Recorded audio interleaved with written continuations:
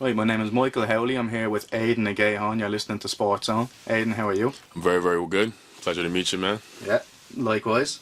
Aidan, for anyone who doesn't know, so you're a former NCAA Division 1 basketball player. Yeah. And you're most recently the founder of the Agayan Academy. Yeah. So, I suppose, tell me, we'll get into the academy first before we talk about your own kind of background and your own sort of sporting life so far. Yeah.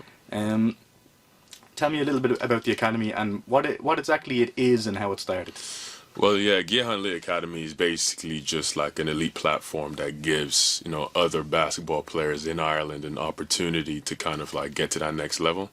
Essentially, I kind of looked at my pathway and my story, and I emulated that into a mass scale to give people the same opportunities that I did, that I got back in the day. Yeah. Perfect. Absolutely. And how long were you planning the academy for? Like, was this... you're still a young buck yourself. Yeah, absolutely. How long was it in the works, this academy? The idea of the academy was probably since I was 14. I always wanted a basketball academy to help younger players, which is crazy to think about, a young kid's thinking about that. Okay. In terms of putting it together, it was one summer. Like literally, it was last summer, and oh, wow. I was just training kids per hour, and then. Eventually, at the end of the summer, I built up so much clientele that I was like, how can I keep these kids getting better while I'm away? So I was just like, you know what, I'm going to create the academy now. And I had so many connections in the States where I could, make a big tournament happen in the States, and hopefully a few of them get scholarships. So I just pressed the green button and just said, let's do it. Yeah. And of course, I suppose the main thing that's been done so far is you just went on that trip to the States and you just played in that tournament against some of the best teams, yeah, over there. Yeah. Tell us a little bit about that. How did that go? Where did that come from? Yeah, so last month actually we went to the States, and we took about 55 kids over. So it's a huge group. We played about 25 games total. Each team, so it's five teams we brought out there. Each team got about 3-4 games. So it was a huge experience. We actually got to go to New York, New Jersey. We visited overtime as well. And as far as the tournaments, like 34 players out of that 55 were scouted, and 4 players actually ended up getting full scholarships now. So we have 4 kids from the academy going to the States in year 1. So that's brilliant. And what would have been the odds of something like that happening if they just stayed playing in Ireland? Like, how important is it for young basketball players in Ireland to get over to the States? And do you find that, we're of a similar quality to the players that have been in the States their whole life, born and bred? Yeah. Or is there kind of like a standard that we're not quite at yet and that we need to reach? Yeah, that's a great question. I mean, I think the opportunity, if they didn't go to the academy, going to the States, I want to say slim to none. Yeah. Just simply because they don't have that platform, not necessarily because they're bad players. As far as the standard, the American standard is significantly higher. But why is that? I think that the standard in Ireland is pretty low from grassroots, simply because, you're trained, you're 2 sessions a week, you're 3 sessions a week. It's just not enough, You're not playing enough basketball. You're not working on your game away from training, and that's what the academy is like. It's like you do come in and you're trained, sure, but then you also get a training program where, you have to do it every day. You have to do something every day. And I think that's that difference. If you're sleeping, breathing, and just playing basketball every day, you're naturally going to get better. So that's what we preach in terms of the program and what we do. So that's the biggest difference. And I think going into year 2, you have the returners knowing, what it takes to get there, and will naturally help the newcomers as well to understand the amount of level of time and obsession and passion you have to put into the game for it to give back. So, do you think there was players who went over and this has been a kind of a reality check for them, that this is the level that I need to get to, and maybe in Ireland you're like a big fish in a small pond, and then you kind of go over and you see, there's a whole another kind of world here. It's a new realm totally. Yeah, I would say 99% of the academy was like a wake-up call. Maybe a few of them kind of understood how hard it was going to be, and I did my best. My staff as well did their best, kind of letting them know how serious it is, how tough it was going to be. But it's different being told and actually living it. I think the intensity and the level of athletes that are out there was kind of like, okay, maybe I do need to get back home and get to work as well, and which is brilliant. I mean, just to even play against that competition and that at that age, it wakes them up, and I can see even as year 2 already started, now there's a different flair in the gym, you know, of different type of importance, you know, for their preparation for next year. So. And in terms of like what the academy actually is, Yeah. so is it like a club? Does it play in an Irish league, or is it kind of like, let's say, players who are already playing for a team and they kind of go, oh, I want to go to the next level, and it's like extra supplemental training on top of that, or would they just would they play for their own team, or do they play for the Igiehon Academy? Right, so that's the first thing I always say, is that we're not a club, right? So we never want to take away from, you know, their local clubs. You know, I know how important that is, and you start stepping on toes if you take them. So we're not any of that, right? We're supplemental. That's the brilliant word that you just used. So supplemental, we're like an add-on, right? So we don't want to get in the way of school basketball or club basketball. We want to be utilized as a tool to, like, okay, I'm in the academy, so I am going to be a better player for club, for school, and for hopefully in the States as well. So that's how you can view it, Yeah, totally. What is the plan for, if you probably aren't staying here forever to just coach at the academy? How exactly are you going to manage it in your absence? Do you have like a roadmap for where the academy is going to go in the next few years? And could you see yourself maybe, 15, 20 years time, you pack it in, call it a day, playing pro basketball, and you go, do you know what, maybe I want to just spend my time at the academy? Yeah, I mean, listen, I tell you right now, I'm still young, I'm still athletic, like I definitely want to still play, but at the same time, like I do have a passion in helping kids as well, right? So I think, I mean, I'm putting people in place. Some of the best minds in Irish basketball are already involved in the academy. Speaking of players like Jordan Blount, who's the vice captain of the Irish team, and Ger Noonan, basketball legend here in Ireland, and Max Richardson as well. He's a pro up north. Like, all the coaches, I have full belief and strength in to actually help the kids get better. And as time goes on, as the academy gets bigger, like, we want to employ and bring in people like that who can essentially be an extension of myself. Like, what we do, we follow just like a school would, a curriculum, right? So we're all doing that same thing. So not only is the academy like teaching players, but we're teaching coaches as well. And I think that's what it is, you know what I mean? It's just, there's only one of me, right? So, we have to also like educate and bring on people that know what they're talking about. So that knowledge and that wealth of knowledge is shared within everybody. And naturally, you know what I mean? If you bring in 10 coaches that are the same level or better than even me, like, the academy can run itself, it's just about pumping kids out and giving them the best opportunity to play on that stage. So, and of course you can't be in two places at once. So you need to kind of spread it out a little bit. Absolutely, yeah. Do you think in your own kind of, say you of 10 years ago, how much would you have benefited from something like this academy now? And do you think it would have made a major impact on your own development as a player? Absolutely. Like, you think of when I left in 2014. I was a 13-year-old kid, and I'd only been playing basketball for 9 months at the time. So if you think about, if I had the academy and did it for a year, I would have been supremely better. I think I was gifted with being athletic, being tall. I mean, I grew a foot in a year. I went from 5'6" to 6'6" at 13. Like, so anybody walking would see a 6'6" 13-year-old and take him, right?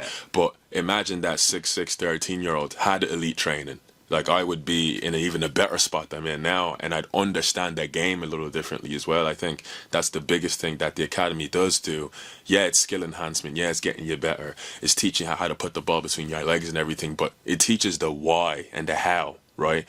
You see kids saying, oh, he never does that in the game, boy. He never does that in the game. But it's not that he's not good. He just doesn't know when and how to do it in the game. You know what I mean? And that's the biggest thing that the academy does. And if I knew that when I started, I'd be a supremely better player than I'm even now. So I'd say you had your ma's head wrecked for a year with buying your clothes if you were going from 5'6" to 6'6" in a year. If she was in this room right now, she would tell you crazy stories. Absolutely. I'm sure. Do you think, actually, because I've often thought this myself when, even me and Keane and Mark, when we're on Sports On, we're talking about players, and you talk about the raw talent of a player. And a player can have so much talent, so much ability in any sport. But if they don't know the correct time to use it, if they don't have the IQ of that sport to go, especially in fighting, there's so many in boxing, MMA, so many instances where you go, if he has all the skill sets in the world, but he doesn't know how to string it all together, would you say that is important, and would that ring true in basketball as well? Absolutely, it's everything. I mean, listen, talent and tools can only take you so far, right? So the higher level I've played at, the more everybody's like you now. Everybody's 6'10", everybody can jump, everybody's strong, right? So now what sets you apart now? Right, it's the IQ, it's the knowing the when and the how. Now, if you're a young buck, right, and you are, let's say, 6'7", right, a 15-year-old, and you're dominating, right, but imagine you also have the IQ from that young age. Like, by the time you get to 18, 19, I mean, you're a pro. Like, you know what I mean? And that's the whole point. Like, you know, it's quite crazy to tell a kid in Ireland that in basketball, like, you're a pro, but if you ask kids in the academy, that's how I saw like speak to them. Like I'm like, that's the expectation, because I always think like if you set your goals up here and you fall right there, you did all right, right? You know, but if you just say, oh, you know, I just want to, you know, maybe even just play for Ireland under 16 and that's that, you know, man, you fall short. You're not gonna be playing for very long. So that's how I see it. Sure, that whole saying, shoot for the moon, land in the stars. There like, you go. That kind of thing. Yeah. Would you just like to speak about, so I saw you've just released, actually, first I want to ask you, you've released a documentary on YouTube. So anybody who's listening, check that out on YouTube. Absolutely. What's your YouTube channel? Just the Igiehon Academy, is it? Igiehon Elite Academy. Go ahead and check that out. Don't forget the Elite in there as well. Yeah. On the documentary, you have 4 lads who win scholarships. Yeah. Give us a little bit of a rundown on that. How important is that for their kind of career? Yeah, it's you know, it's crazy. When they joined the academy, I mean, everybody's goal was to kind of get a scholarship, you know, and it seemed very far-fetched, but I knew with the development that we have in, like, it is possible to get hopefully one. I was praying for one, right? But I'm telling you, like, these kids worked their tail off, and as well the connections that the academy has in America, and we were able to put them in front of eyes that would, you know, transcend, you know what I mean, and kind of get them those scholarships. So we had Caden Nash, Lorcan, Bailey Morrow, we had Terry, and then we also had a fella in Cork, Dedo as well, and they all got scholarships, and the stories, man, that some of them got was just absolutely amazing. Caden and Lorcan is going to be in New York. They're going to have the same school in Long Island, and Terry's going to be in New York as well, actually going to my old school that I went to. I had that written down here. I was going to ask you. You were probably giving him a few tips or a few pointers going in. Absolutely. So it was great. I mean, again, I'm always going to reach out to coaches to try to help every player. You know what I mean? And you know, there's coaches that saw him. He's a freak athlete, like, you know what I mean. And I was like, I know a school that'd be perfect for you. So I reached out to my old school, and they were like, yeah, give him a full ride. And these scholarships are worth like 50 grand, like, so it really big money, like a year, like, so it's just great to see them go on. I suppose your own career, you went over to Lawrence Woodmere Academy. That's the one. Correct. Yeah. And you were 14. Yes, 14. Yeah. Like, what is that like, going from Clondalkin to New York, and you're 14, and you're not by yourself? You had your auntie and uncle. Yeah, I did. I had my aunt and uncle. Your auntie and uncle, but like, it must be a massive culture change. It is not even a culture change, a culture shock. It was. Yeah, it was actually crazy, because like I didn't do very well in the beginning. Like, I had to come home a few times, because you're asking a 14-year-old to just change his life and leave everything, leave all his friends, his mom, you know what I mean, and then go to New York. So it was crazy, but you know what really helped me was basketball. Like, I fell in love with that game. Before I left, I didn't know if I wanted to play basketball. I mean, I was just playing for fun. I was playing for a year, you know. I was just fresh off of football, actually, so I really love football. So but yeah, just fell in love with that game, and I was put in a great group of people that literally just helped me get better. You know what I mean? Understand what hard work really is. And if you think you're working hard, you're not working hard at all. Like, and that was the biggest thing. Like, you can always get better. So I was in Lawrence Woodmere Academy from when I was 14 to 18. Yeah. And then you graduate high school. Yeah. I nearly called it secondary school there. You graduate high school. Yeah. And I've actually seen this a lot in kind of like American sports films and stuff, is when the college recruiters come and they're non-stop ringing the phone, and they're kind of, I don't want to say manipulating into, but they're always trying to sell their version of course.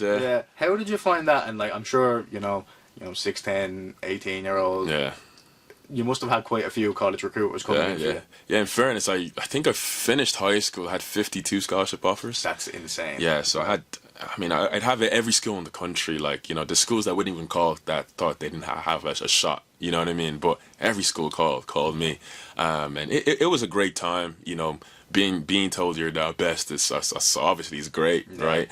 But there is a danger in that, right? Yeah. So you don't know what's real or fake. You don't really know. It's all a smoke screen. I tried my best to choose that right spot. You know what I mean? So I ended up going to Louisville. You know, at that time when I even came in, we were #1 in the country. So we were a phenomenal. I mean, this is like an NBA level type of school. Like, you know what I mean? Like they pump pros out. Like, so yeah, great experience. You know what I mean? And just being able to get recruited like that was just unbelievable. Yeah. And how did you feel your time in Louisville was? Yeah, in fairness, it was a bit of an adjustment. I think you're under the spotlight, under the microscope every day of your life. You know, you're the celebrities in that state, in that city, right? So you really couldn't do anything wrong at all. And I wasn't a bad kid, so that was pretty easy. But just to know, like, whatever you post, I remember I posted like a broken heart emoji because my dad was sick at the time, and it was like national news, like, oh, Aiden's leaving, you know, like Aiden's leaving, like, and you know, I had coaches calling me like, hey, what's that's about? So every little thing that you do is just like, man, I was just being a kid, like, so it was definitely an adjustment, but the fans were amazing. That level of basketball was crazy, and again, I learned so much from being in that program. So. And then you left Louisville and you went to the Grand Canyon Antelopes in Arizona. I did. What was your time like there? Yeah, no, it was amazing. I think that's when I got the closest with God. It was like a big Christian school. You know, just it was a different. I always wanted to play in the West Coast, you know, with the sun. You know, it was a great experience, and probably the best fan base in college basketball. Probably, it's crazy. I mean, like, they go hard over there, man. So it was great. I actually won a championship there as well. Nice. So that's always nice. Got my first ring. Still have it. So it was great. And then we played in the NCAA tournament as well. And yeah, it was a great time over there. Learned a lot as well. So. And then from there, Abilene. Yeah. Abilene Christian University. You mentioned there your faith. Did your kind of religion beliefs have any sort of impact on choosing the Christian university? Yeah, I kind of wanted to stay in the same like Christian environment, just because I became. This is now when I'm maturing as like a man. More so than a player now, you know what I mean? I think that's when I took the biggest leap, like from a boy to a man, like that, like I'm talking about, like, you know what I mean? So I think just being in that same environment where, you know, they like pray a lot and all that stuff, it's not a big party scene all the time, all that stuff, it kind of got me, you know, on the right path. So yeah, that was also a pretty good experience. We fell short from our goal in that spot, but you know, it was still good, met some good people. Yeah. I wanted to actually ask you, because you said there earlier, you said that you started basketball when you were 12 or something. Yeah. Started late. And then all of a sudden, you're, you know, within 2 years, you're going sent over to America. Yeah. And I'm sure all these promises of all these crazy offers and all the rest of it. Yeah. Did you love I'm sure now you would say you love basketball. Right. I mean, you know, it's your life now. You have a whole academy about it, and I could even see in that documentary on YouTube there was like a serious passion in you for teaching. Like you could tell it came through. Would you say that when you started, did you love basketball? Did you like basketball, or was it something that you were like, okay, I'm just actually good at this? Yeah. And it's something that I'm just going to pursue. Yeah. But would there have been other kind of avenues you would have maybe wanted to have taken? Yeah, I mean, that's a great question. I think I liked basketball a lot. I wouldn't say I loved it, just because, like, you know, I'm in Ireland. At that point, basketball was not big. Actually, it was like a girls' sport. You know, the real men play football. Well, it was always, you know what I mean? In school. It was the girls' basketball team, and there'd be the football team. There you go. So I think I liked it. I think I liked it a lot because I was good at it. As soon as I started playing, I just got really good at it. It was a natural talent there. But I always loved business. No. From a kid. I always, you know, if you ask me when I was 11 years old, what you want to be when you're, I want to be a businessman. Ask me what that meant, I don't know, you know, but I always said I wanted to be a businessman. So I did really love that. I kind of saw myself going to that way as well if it wasn't sports. So yeah, and of course, sorry about that. Of course, there's plenty of time to still explore the business world. Like, of course, many opportunities, I'm sure, in the future. Yeah. what would you say for, say there's, probably not, but say there's some 13-year-old now out there who's 6'8" or something like that, and he's listening to this and he's like, oh, basketball, I think he likes his basketball. Do you think that he has a much better environment now in Ireland to become a pro basketball player than you would have had 10 years ago? And would you have recommended, say if you had the Igiehon Academy like we were talking about earlier, would you opt to stay in Ireland if you had a service like that, or would you still go over to America and go down that route? That's a great question, and that's, again, bringing back to the academy, like, I think I would have stayed longer. Yeah. Being sent away when you're 13, 14, I wouldn't advise it, just because it's you haven't really matured yet. You probably need a little more time with your parents.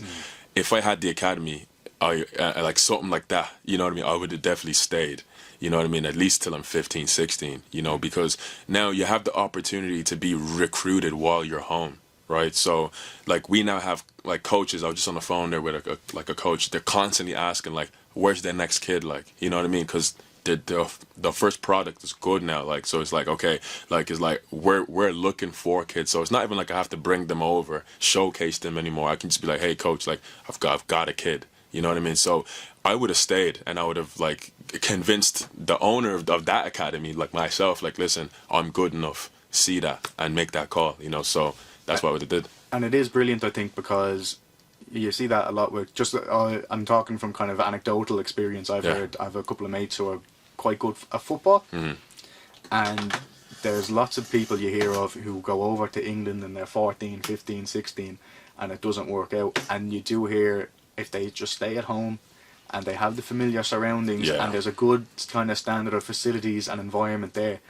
it nearly makes them much better in the long run. It does. Like, you don't have to go to America now, and there are other options. You can stay at home, and you do have kind of an elite sort of facility there. Yeah. So you're ensured to keep developing the entire time. Absolutely, and then I think that was the issue with here. There wasn't that. You know what I mean? So the only way you could get out is go to America as soon as possible, right? But now, like, I think most countries have some sort of, like, you look at France, you look at England even, they have some type of basketball academy that can kind of, maybe not to this level, but, like, they can get you in some type of exposure. And, like, Ireland didn't have that. That's what was missing, So that's why I was like, listen, like, this is what I want to build, because it can help people and not have to leave when I left, or at least even get better in that 1 to 2 years so they can leave, you know what I mean, though, like, with the right teaching, so Brilliant. A little bit then, I suppose, what is the future for Aiden? Is it, well, you said before that you're still young and that you're planning on playing. Where do you see yourself going within the next year? What kind of time frame are we talking? And do you have any sort of roadmap in your head? Yeah, it's tough. I always try to have a 5-year plan, but the one thing I noticed in your 20s, it's 6 months to 6 months, man. Like, it's not even, but I definitely, like, I am very passionate about, like, the academy and teaching kids and getting them better as well. That's the reason why I stayed in Ireland for my 1 year here and playing here, because we did recently expand to 4 locations, and it's just to make sure. I mean, it's gone from 1 to 4. Like, I wanted to make sure that everything does stabilize, and I am giving my all to the kids and try to get a next batch in. But, like, if I can build a good enough staff where things are rolling, then I can be like, okay, good, like, I'm ready to go again. I think the beauty of everything here is that I'm still playing. I have full access to a gym. I'm still getting better. I look better. I feel better. I'm lighter. I'm stronger, just because I'm literally stealing what I learned from the States and applying it to myself. And the cool thing about it is, like, I could be in the gym working on my craft, working on my game, and I could be like, okay, now I can apply it to the kids as well, because I'm still a player. Like, there's one thing to still be a player and still be able to do the stuff that you can be like, oh, if I'm getting better at 23, imagine what's going to happen to a 14-year-old. So that's kind of where I see it. So so the future is very, very interesting as well. I am doing a good bit of business as well. I am about to launch a fashion brand as well, luxury as well. So just hook me up with a little. Lick you up. It's called Le Brouillon. It means that's that over there. That's We actually have the bags now. We're actually about to drop the first collection in the fall, and it's luxury wear. You know what I mean? It's quite a lot of luxury wear, so it's good. It's good stuff, man. You were saying there that learning all the time. Do you think that you still have a lot to learn as a player, and do you think there's a kind of a stage where that sort of levels out, and you're like, this is as good as I'm gonna get? And if so, when is that? Yeah, I think you're always getting better. Like you're always getting better, and the day you stop learning is the day you die, right? You always learn everything, you know what I mean? And that's that one thing about being. You have to be a student of that game, right? You have to always constantly try and find ways to get better. I've been playing basketball less than 11 years. Imagine that. Like, Yeah. you know what I mean? That's not It a is long crazy, time. yeah. It's not a long time. So it's just like, yeah, now I think I've maxed out in the sense of physically.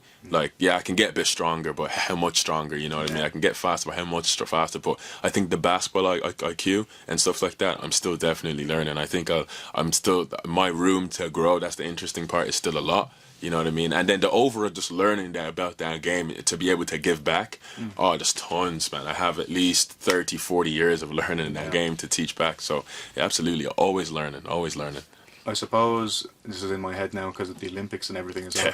Yeah. Could you see yourself playing for Ireland in the future, getting kind of involved again in the national team setup? I saw you were playing a while ago for them, but Yeah. I was actually playing again last weekend. shit, So, that showed me up there. Yeah. So I'm still involved with Ireland. Really? I think we're playing in window. I think it's for the World Cup qualifiers in November. I'll be involved. Yeah. Just it'd be awesome to get the country back up, like just up there playing against those type of countries. And again, it is gonna get there eventually, right? But we have to look at the youth. You know what I mean? It's gonna. I think we're gonna be able to get there when I'm a veteran, when I'm in almost 30, and the youngers are now coming in. I think if we can develop their youth basketball right now, I mean, in 5 years, why can't we compete? You know what I mean? And I think that if we did manage that, if we even got into a tournament like that, there's I really think basketball is really picking up a lot of kind of steam at the moment. Of course. Would you say even among like fans, there's more fans, more taken aware of what's going on in America? Yeah. But even, would you say the standard of outside of the academy, even, would the standard of just the general basketball player in Ireland have changed dramatically in the last 10 years or so? Absolutely dramatically. There's players, players I go up north and I just see like there's always a player there that shocks me truly, right?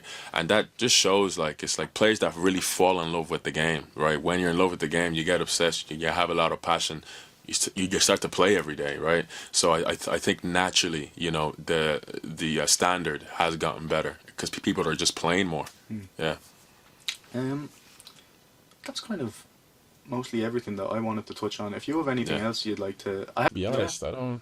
Yeah, I think we've covered most. We've covered all Yeah, the I think bases. so, honestly. Right. We'll just launch into this then.